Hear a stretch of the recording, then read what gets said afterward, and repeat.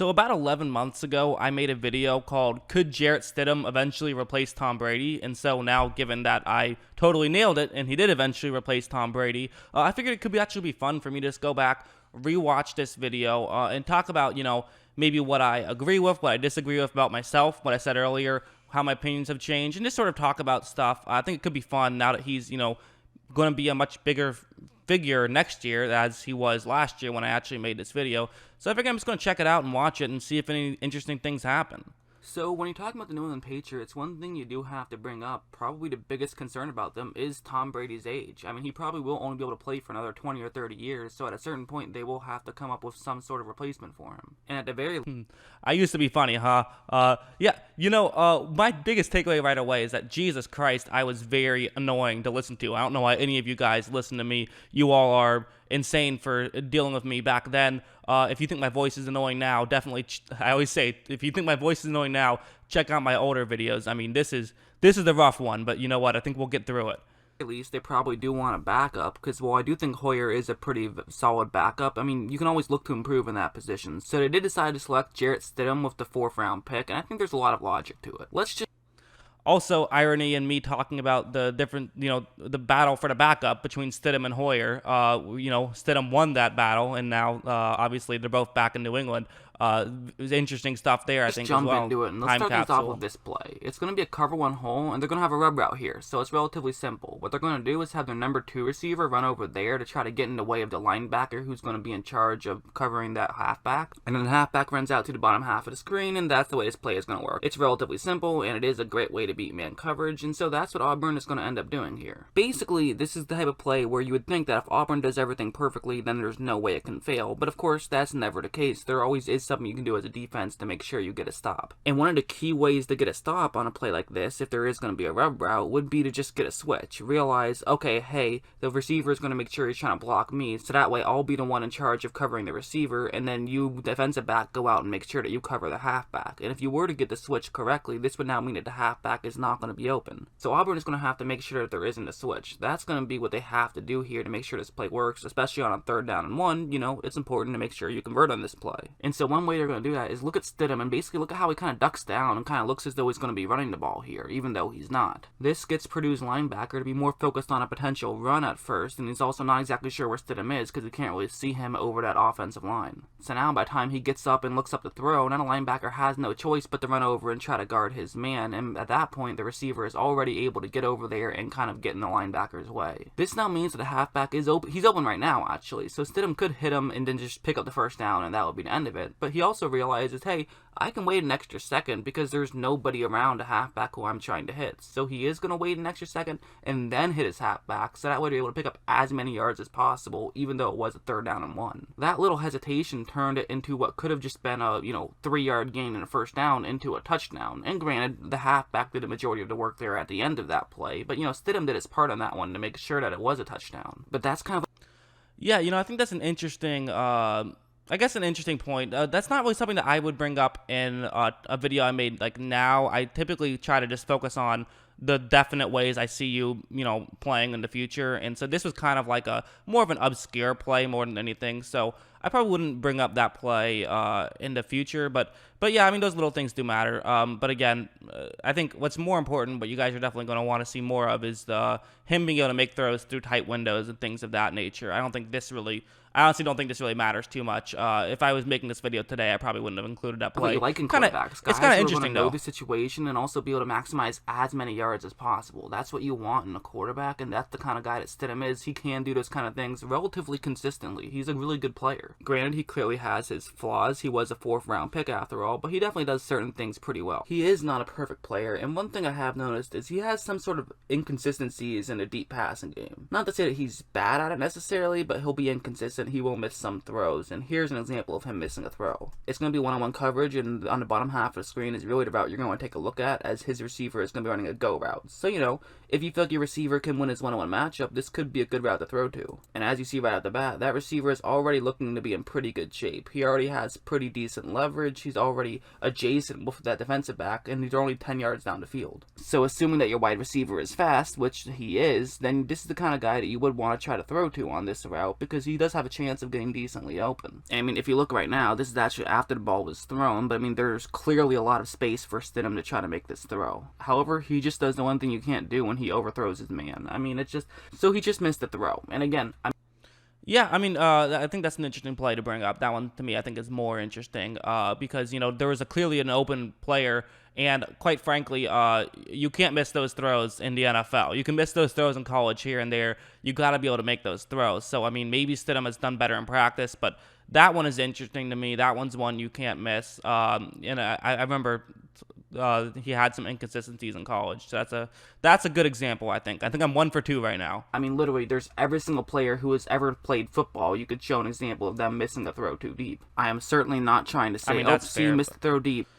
I mean, again, I think I was kind of probably a bit more nice back when I started as well. That's definitely kind of a difference there. Is that I think I was kind of a bit. I wanted to make sure I wasn't saying these people are bad, because I kind of realize now you can criticize one thing. It's not that big of a deal. Just criticize one thing. Back then, if I did criticize something, I'd try to coat it with 100 compliments so people didn't think it was that bad. Now I think people realize I can say one bad thing about Stidham and still realize that I think he's still a pretty solid player and a good prospect. I think people recognize that. Don't draft him. Obviously, that would be ridiculous. But again, I also didn't mention that he's bad at throwing deep. He's inconsistent. And watch, here he'll do a very good job of throwing a deep ball. It's going to be man coverage, and the way this play is going to work is pretty simple. Well, first what they're going to do is actually send a number 2 receiver out to the top half of the screen.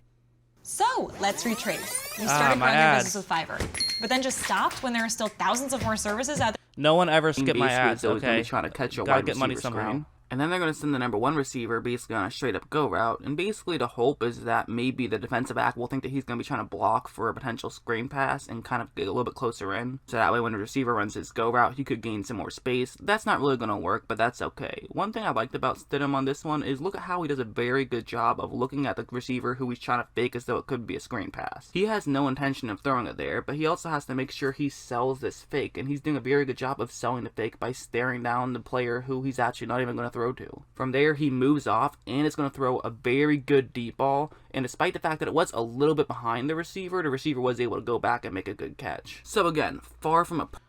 Yeah. That's a good play.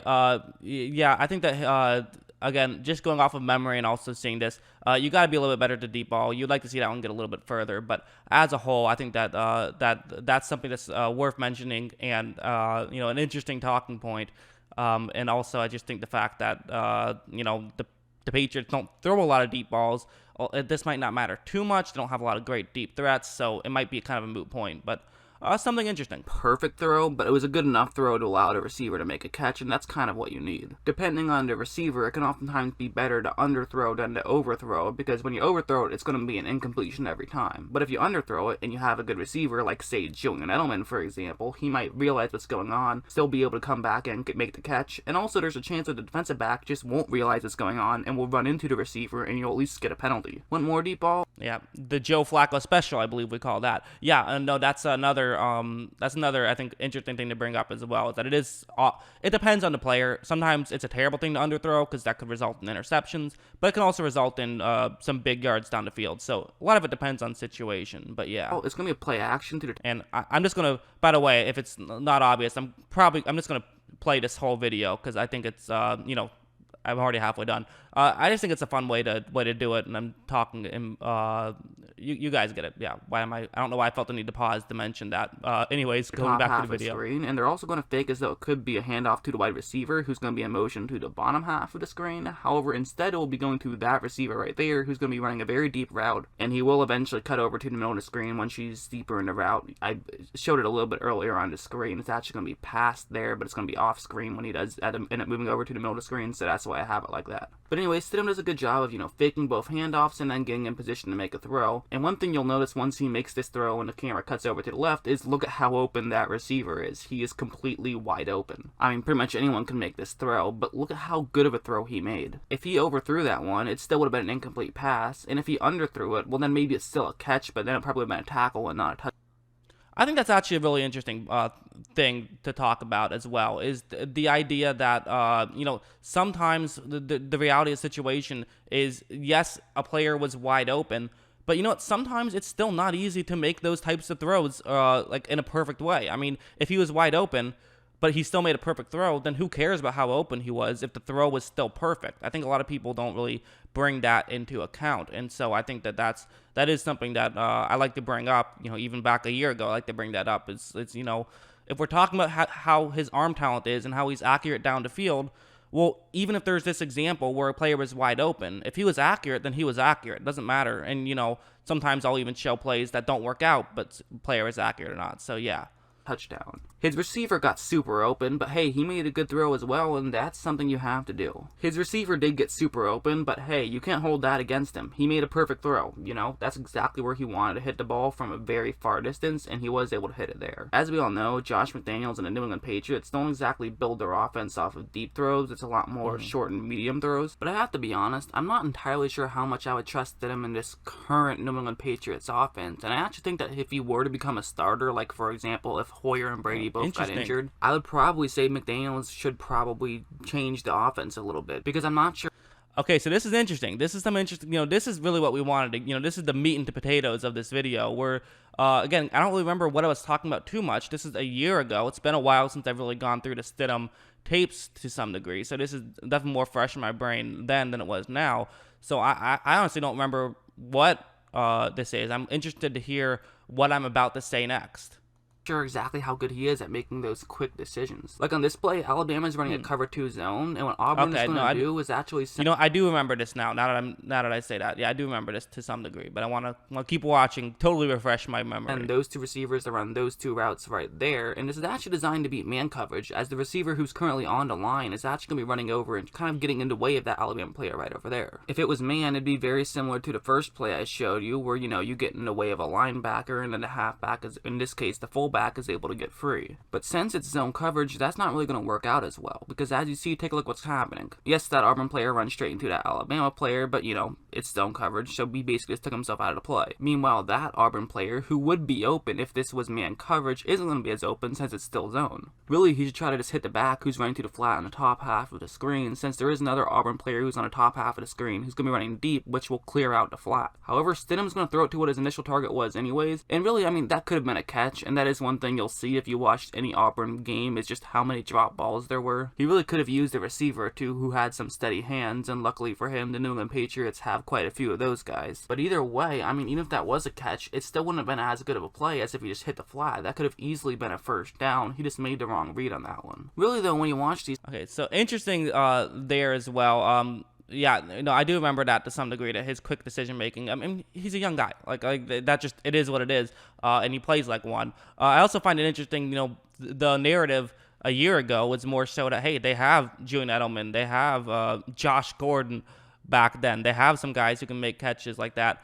Not really so much going into this year. Although I think N'Keal Harry, who again he was another guy who we talked about last offseason, but I think he still has some talent. So I actually do think the receiving core is better than people realize, and so it might help him out more when he was in Auburn.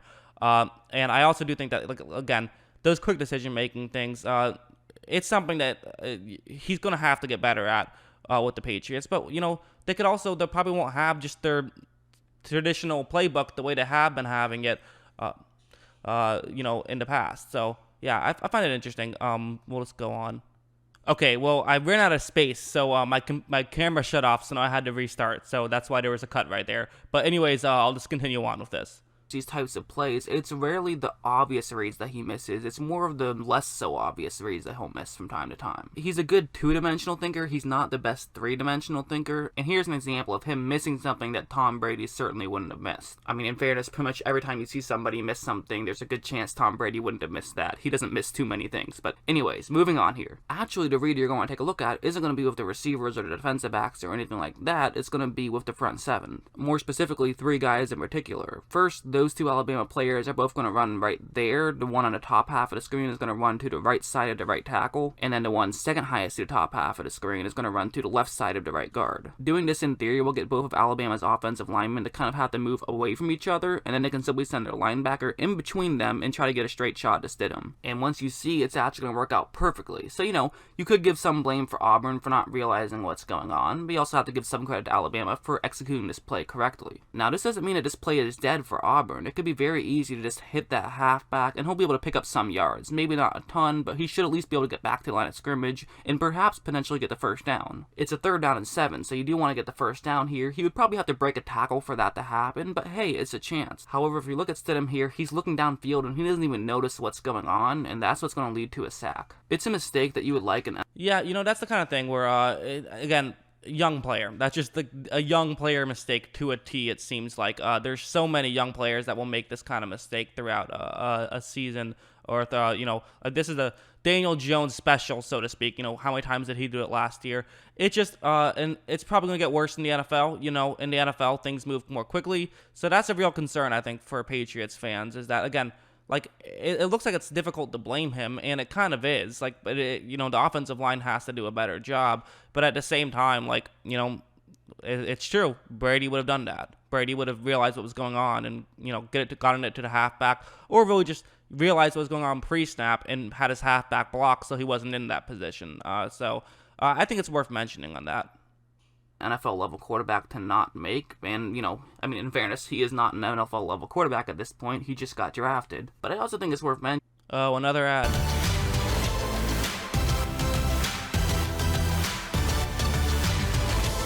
That, those are kind of rookie mistakes, and this guy actually makes some pretty good reads for a guy his age as well. Like on this one, it's going to be 3rd down and 13, and they're playing cover 2 man, which actually makes a lot of sense when it is a situation like this. Auburn's going to try to get the first down here, so with this type of coverage, there's going to be someone on everyone no matter what. Not to mention everything deep will then be into double coverage since there are 2 safeties deep. So this is a great coverage to run on a 3rd down and 13. But 2 of the key players you're going to want to take a look at will be the halfback and the linebacker. Because for the linebacker, he's in charge of covering the halfback. So if the halfback runs a route, he has to run the route and make sure that he's covering the halfback. However, if the halfback is instead going to be blocking, then what the linebacker should do is run over and try to make sure that he gets to the passer since there's an extra man blocking. And at first, the Auburn halfback does appear to be blocking, so the Alabama linebacker is going to rush in and try to rush the passer. But then he's going to actually run out and run a route. So now this is actually perfect for Auburn because he is open, but there's one problem, and it's the fact that Stidham is not expecting him to be open. It's not like this play was designed to get a dump off to have nobody be covering him, but that's kind of what happened here. So the question is going to be, can the Auburn quarterback look around,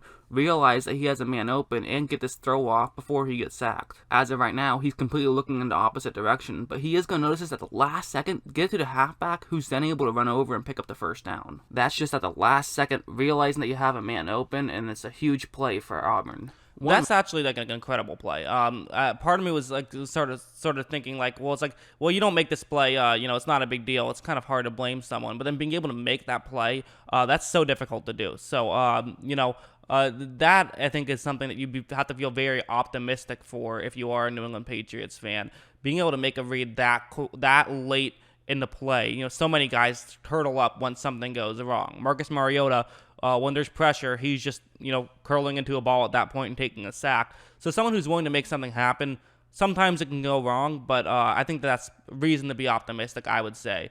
So that's a really good thing for Patriots fans. Last play, and this is another just a good read more than anything. Here's what's going to happen. It's going to be play action to the bottom half of the screen, and then Stidham is going to run up to the top half of the screen, and those will be the 2 routes that Auburn's receivers will be running. Really, the one route in particular that you're going to want to take a look at will be the number 2 receiver who's cutting up to the top half of the screen. Since, Stidham is going to be running up in that direction, that could be a good route to throw to, especially since this is man coverage. However, one problem is going to happen right off the bat, and it's the fact that Alabama player right in front of him is doing a great job of rushing the passer. This is a 1st down and 10, so they don't need to convert here. They don't need to do anything fancy, and so what does Stidham do? Just throws the ball away and let's go to 2nd down. That is something that nowhere near enough young quarterbacks do, but it's something that's so important of don't try to get too fancy. Just throw the ball away sometimes. That's okay. How often do you see players get themselves in trouble, not just with throwing interceptions, but also, taking a hit or potentially even fumbling the football? So much can go wrong if you try to make something happen. Yeah, I think that's true. I'm pretty sure I don't break it down any more plays, so yeah, I just talk, so I don't need to We can hear that, sure, but I'll talk for a second first, and then we'll hear the end of it. Yeah, that's another very important thing in football is throwing the ball away. As I said, not enough people do that. Even a year ago, I was still beating the drum of make sure you throw the ball away sometimes. And yeah, I think that I personally, I like a lot of what Stidham did.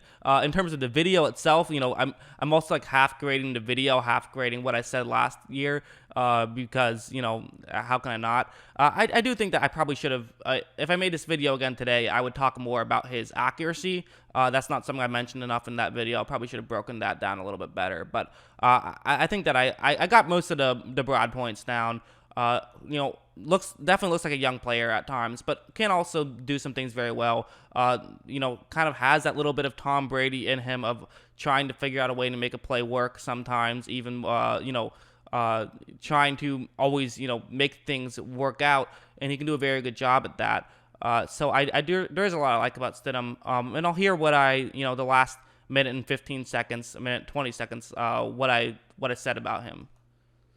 Happen when nothing is there. Sometimes you gotta just say, okay, well, it would have been great if that play worked out, but you know what? They did a great job of rushing me on that one, so I'll just throw the ball away and take a 2nd down and 10. A 2nd down and 10 is a lot better than a 2nd down and 17, and it's also a lot better than an interception, so it's what you gotta do sometimes. One of the things that makes Tom Brady so great is the fact that he'll throw the ball away on 3rd down and 10. Football is a long game. Sometimes you do have to throw the ball away. Plays are gonna go wrong, but you have to minimize the damage when a play does go wrong, and that's what he did on that play, and that's what he does on a lot of plays. I think it's pretty safe to say he's probably not going to be Tom Brady, that's kind of impossible standards for someone to live up to. I'm not even sure if that's why they drafted him, honestly. They could just be looking for a backup quarterback or a 3rd-string quarterback, honestly. Nope. But the Patriots do actually have a pretty good track record of drafting quarterbacks in later rounds. Mm-hmm. I mean, obviously there was that Tom Brady guy. He was pretty good. But, even recently, they got Jacoby Brissett with a 3rd-round pick, and they got Jimmy Garoppolo with a 2nd-round pick. So, I absolutely trust whatever New England is doing because it always seems to work. Yeah, I think that's that last sentence really says it all, doesn't it? You got to, what they've been doing has worked so far, so why won't it continue working? Yeah, I mean, I really I think Stidham is going to be good, and part of it is true too. Part of it is true that I just kind of trust what New England does.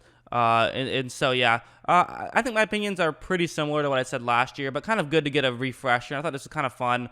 Maybe sort of a way for you guys to, I don't know if you guys like this kind of thing or not. I just thought it'd be an interesting idea for a video. If you do like it, I'll be sure to react to more of my videos I've made in the past. Like maybe some other rookie, like before the draft type style videos, and then, how they've, played out now. Find it pretty interesting. Maybe I could try to find a take I was wrong on and react to it and see why I thought I was, going to be right.